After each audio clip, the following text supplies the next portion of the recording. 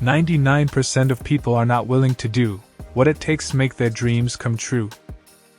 The Marines have a saying: everybody wants to go to heaven, but nobody wants to die. The center of bringing any dream into fruition is self-discipline. You know, something as simple as food and eating, it's not about your body as much as it is about your mind. It's getting command of your mind to be able to choose actions that are in your own best interest. Every day we are choosing stuff that's not in our own best interest.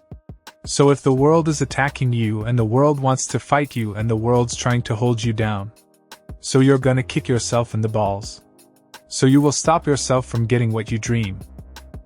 And I think the word discipline has kind of gotten a bad name. We think about it in terms of punishment. I'm not talking about discipline in that way.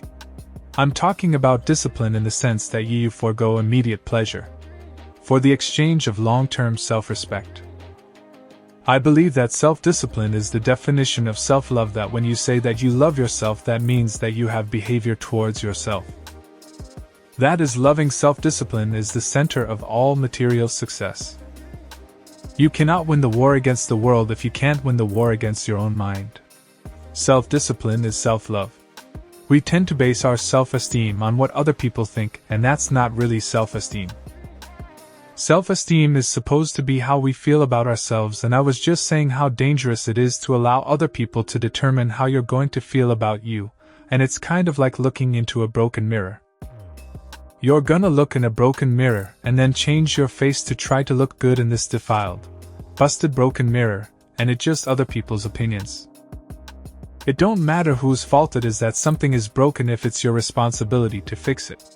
For example, it's not somebody's fault if their father was an abusive alcoholic, but it's for damn sure their responsibility to figure out how they're gonna do with those traumas and try to make a life out of it.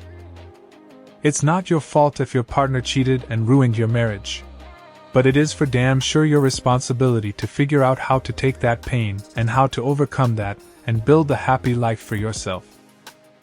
Fault and responsibility do not go together. When something is somebody's fault, we want them to suffer. We want them punished. We want them to pay. We want it to be their responsibility to fix it, but that's not how it works, especially when it's your heart. As long as we're pointing the finger and stuck in whose fault something is, we're jammed and trapped into victim mode. When you're in victim mode, you're stuck in suffering. The road to power is in taking responsibility.